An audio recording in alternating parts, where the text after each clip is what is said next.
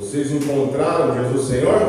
Amém? Amém? Espero que vocês também queiram transmiti-lo a todas as criaturas. Amém? Amém? Vamos iniciar com uma oração? Vamos orar.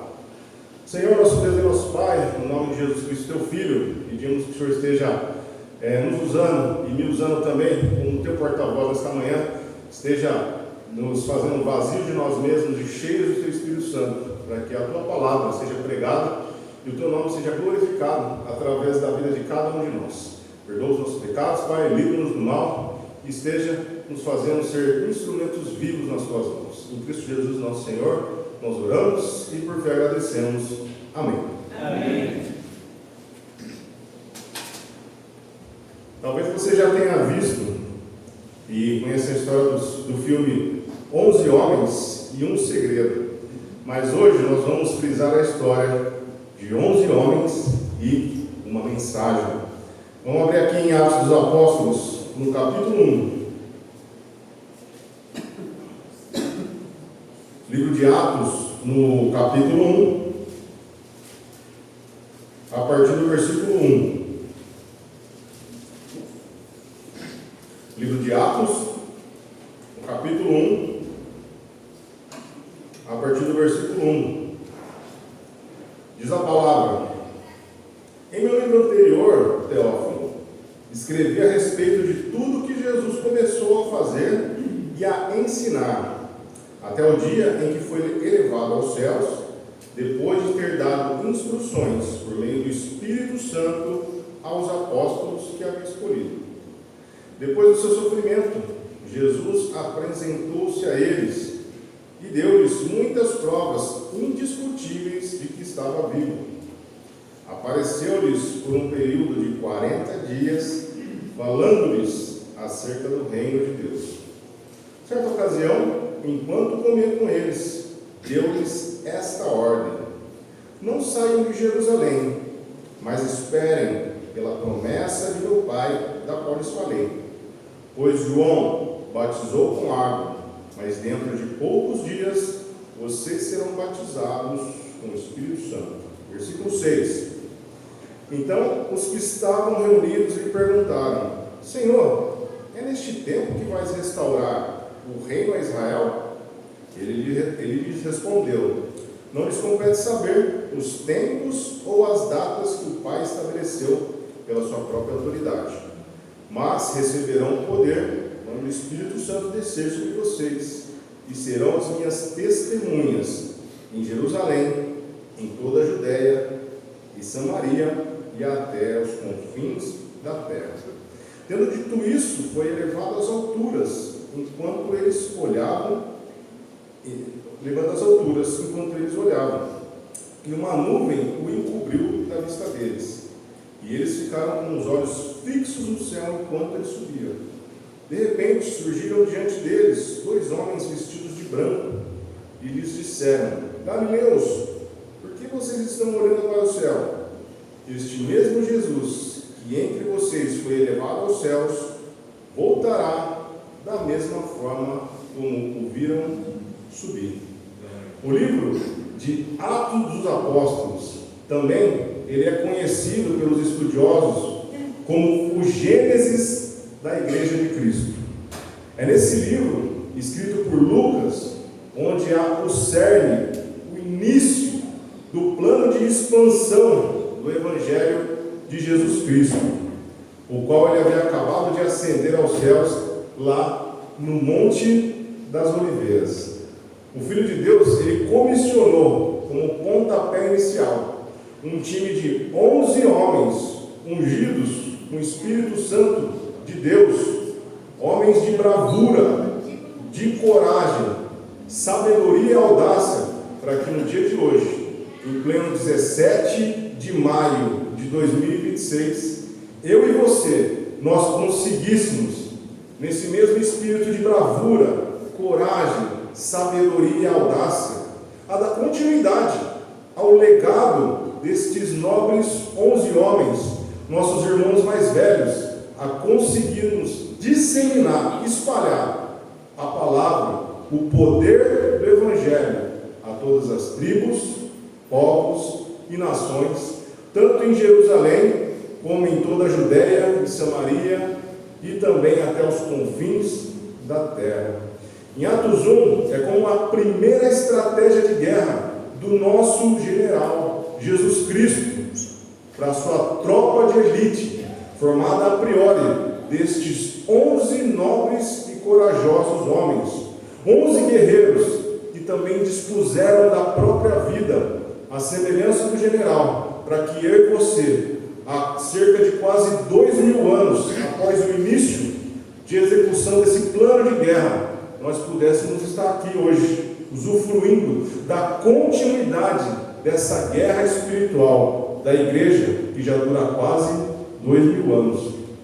Por conta desses nobres 11 e convictos homens, esses 11 guerreiros da tropa de elite, da equipe real, da equipe celestial, de ações celestiais do Senhor, por conta desses 11 senhores, destes 11 apóstolos, as únicas pessoas em toda a história humana que tiveram o privilégio de testemunhar com seus próprios olhos a ascensão do Filho de Deus aos céus. E por conta do relato de apenas estas 11 testemunhas oculares, eu e você, quase 2000 anos após esse fato histórico e comprovável, e eu digo com muita convicção que é sim um fato histórico e comprovável, pois ao menos 10 desses 11 guerreiros pagaram com o próprio sangue, com a própria vida, para que o testemunho da vida, da morte, do sepultamento, da ressurreição, e nessa passagem que nós acabamos de ler, da ascensão de Cristo Jesus aos céus,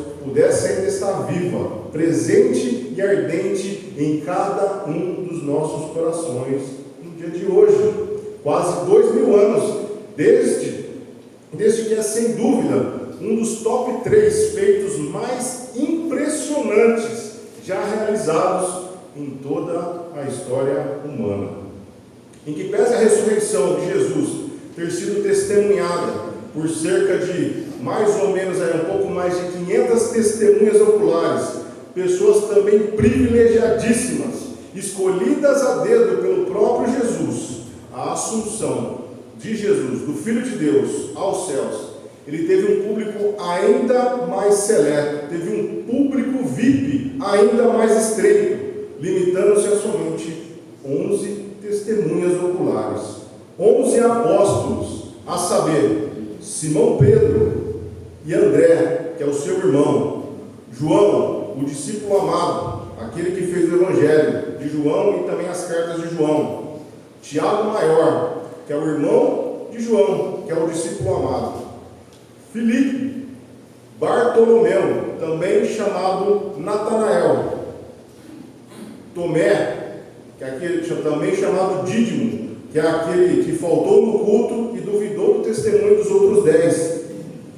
Mateus o publicano, que é o autor do evangelho que leva o seu nome, Tiago menor, que é filho de Alfeu, e o outro Jonas, que é o seu irmão, autor da carta de Judas, e por último, mas não menos importante, Simão o Zelote. E além desses 11 homens, outros 2 anjos também tiveram a honra, o privilégio de presenciar, de testemunhar o homem Jesus Cristo, enchendo-se de si novamente e a caminho de retomar o seu santo trono celestial à destra do Pai. Por conta do testemunho destes 11 homens, impelidos pelo Espírito Santo, fora possível comprovar que de fato o Filho de Deus retomou a sua divindade e a sua majestade, que outrora havia se esvaziado, para que ele viesse de forma de servo, para que ele viesse na forma do Redentor de toda a humanidade caída. Estes 11 nobríssimos senhores comprovaram historicamente que o que Jesus bem disse na carta de João, no capítulo 14, a partir do versículo 1, que a gente vai ler agora. Vamos voltar um pouquinho aqui na carta de João. No Evangelho de João, no capítulo 14.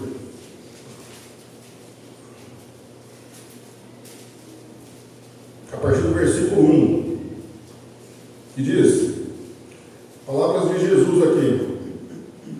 Não se perturbe o coração de vocês. Creiam em Deus, creiam também em mim. Na casa de meu pai há muitos aposentos. Se não fosse assim, eu lhes teria dito: vou preparar-lhes lugar. E se eu for e lhes preparar lugar, voltarei e os levarei para mim, para que vocês estejam onde eu estiver. Vocês conhecem o caminho para onde eu vou. Versículo 5. Disse-lhe Tomé: Senhor, não sabemos para onde vais. Como então podemos saber o caminho? Respondeu Jesus: Eu sou o caminho, a verdade e a vida. Ninguém vem ao Pai a não ser por mim. Se vocês realmente me conhecessem, conheceriam também o meu Pai. Já agora vocês o conhecem e têm o visto. Então, tão somente estes 11 seres humanos em toda a criação, em toda a história, testemunharam, presenciaram, foram os escolhidos dentre todos a terem a honra, a terem o privilégio de enxergarem o cumprimento dessa profecia. Somente esses 11 homens, eles foram presenteados por Deus a vivenciarem esse momento. O testemunho da ascensão de Jesus aos céus, ele tem um peso tão incomparável quanto testemunhar a sua trajetória na Via Crucis, no sofrimento, da morte, do sepultamento e principalmente da ressurreição do Filho de Deus. Sem o testemunho ocular desses 11 guerreiros da tropa de elite do exército de Jesus Cristo, não seria possível compreender e mensurar o referente à urgência na disseminação, da divulgação do Evangelho, porque haja à vista da incerteza humana da sua ascensão aos céus e retomada da sua coroa, retomada do seu trono e da sua majestade divina, porque talvez ele poderia ainda estar na terra cumprindo alguma outra missão que a gente não sabe. Por isso que ter a certeza, ter a convicção pelo testemunho destes 11 homens de que Cristo de fato retomou a sua coroa, se encheu novamente de si próprio, de sua onisciência, de sua onipotência e também da sua onipresença, deixa também um senso de responsabilidade imensurável, incalculável nos ombros destes 11 homens, destes 11 nobres senhores. E ao presenciarem a conclusão da obra divina aqui na terra, eles alicerçaram o fundamento da nova aliança para a humanidade caída. Iniciaram o senso e a responsabilidade de urgência a cada um dos membros, a cada um de nós, dos integrantes da Igreja de Cristo. É urgente pregar Jesus para as pessoas, porque estamos vivenciando os últimos minutos dos últimos dias. Nos versículos aqui novamente, no versículo do capítulo 14, 2, 3 e 4, que dizem: Na casa de meu pai há muitos aposentos. Se não fosse assim, eu lhes teria dito: vou preparar-lhes lugar. E se eu for e lhes preparar lugar, voltarei e os levarei para mim, para que vocês estejam onde eu estiver. Vocês conhecem o caminho para onde eu vou. Então, quando os apóstolos eles presenciaram o cumprimento dessa profecia, após também terem presenciado outro cumprimento de outra profecia em João, capítulo 2, no versículo 19, onde Cristo de fato destruiu e reconstruiu o templo de Deus em 3 dias, a saber, o seu próprio corpo, tal senso de urgência, tal senso de responsabilidade, ele aflorou no coração da igreja, pois o tempo estava próximo e os últimos dias já se iniciaram na mente e no coração de cada discípulo. Pois se Jesus destruiu e reconstruiu o templo de Deus em somente 3 dias, quanto tempo então ele levaria para, não somente, entre aspas, preparar aposentos já consolidados na mansão celestial? Será que no seu entendimento, qual seria mais rápido? Destruir e reconstruir o templo de Deus, ou simplesmente, entre aspas, preparar aposentos como um mordomo espiritual da sua própria igreja? E se já era urgente para nós, há quase 2000 anos desse fato histórico, imagina na época de Pentecostes, onde não havia telefone, não havia TV, não havia internet, não havia redes sociais, e a maior de todas as notícias, a cereja do bolo das boas novas, a retomada de Jesus ao seu esplendoroso trono celestial, já não mais vazio de si próprio, porém cheio de si novamente, estando essa notícia na mente e no coração de somente 11 pessoas, os 11 apóstolos, que haviam acabado de presenciar.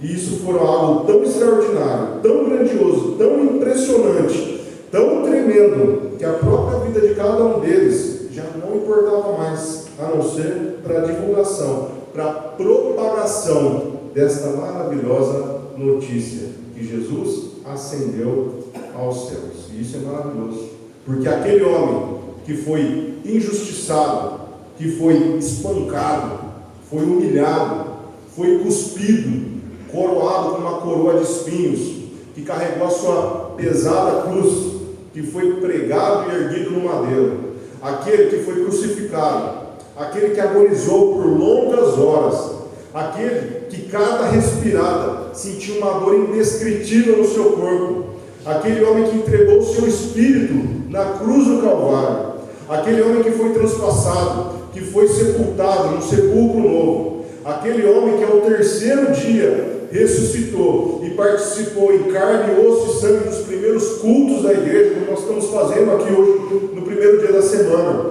que mais de 500 pessoas testemunharam essa ressurreição. Este mesmo homem, pelo testemunho ocular destes 11 irmãos, 11 apóstolos, 11 testemunhas, este mesmo homem também ascendeu aos céus, retomando toda a sua glória, retomando toda a sua majestade, presença, poder, aleluia. Nosso rei, ele vive e retomou toda a sua majestade, e dentro de pouquíssimo tempo ele vai voltar para resgatar quem o aguarda, ou seja, cada um de nós aqui. Há quase 2000 anos, eu e você, toda a igreja do Senhor, nós que somos a sua imaculada noiva, Deus está à porta. Estejamos preparados para a volta do Cordeiro. Vamos abrir aqui em Salmo, no capítulo 78. No Salmo 78. Salmo 78. A partir do versículo 1. Salmo 78. A partir do versículo 1, que diz: Povo meu, escute o meu ensino, incline os ouvidos para o que eu tenho a dizer. Em parábolas abrirei a minha boca, proferirei enigmas do passado, o que ouvimos e aprendemos, o que os nossos pais nos contaram, não nos esconderemos dos nossos filhos, contaremos à próxima geração os louváveis feitos do Senhor. Ele decretou estatutos para Jacó, e em Israel estabeleceu a lei, e ordenou aos nossos antepassados que ensinassem aos seus filhos, de modo que a geração seguinte a conhecesse, e também os filhos que ainda nasceriam, e eles, por sua vez, contassem aos próximos filhos. Então eles porão confiança em Deus, não esquecerão os seus feitos e obedecerão aos seus mandamentos. Então quase 2000 anos se passaram de toda a ascensão de Jesus para os céus. Então muitas coisas também aconteceram nesses 2000 anos. Reinos, eles surgiram e foram destruídos. Aconteceram inúmeras revoluções que ocorrem hoje em dia, ocorreram ao longo desse período. Tempos de paz, tempos de guerra. Surgiram também incontáveis movimentos sociais, ideológicos, filosóficos, religiosos, industriais e agora tecnológicos. E se estamos aqui hoje, usufruindo da graça e da salvação do nosso Senhor, mesmo apesar de todos esses fatores e também outros mais que a gente não falou, é porque pessoas, é porque discípulos de Jesus, corajosamente, continuaram a transmitir a fé às próximas gerações. ensinando seus filhos e aos filhos dos filhos o testemunho daqueles nobres 11 homens que presenciaram a assunção do nosso Mestre, do nosso Rei aos céus, a retomada da sua majestade. À custa de muito sofrimento, à custa de muita dor, de muita perseverança, muita lágrima, muito suor e muito sangue. Em Provérbios, no capítulo 22, no versículo 6, diz que instrua a criança segundo os objetivos que você tem para ela, e mesmo com o passar dos anos, ela não se desviará deles. Nós somos frutos de pais e mães do passado, que não deixaram de cumprir o seu papel de transmitir de forma intensa e constante o testemunho destas 11 testemunhas.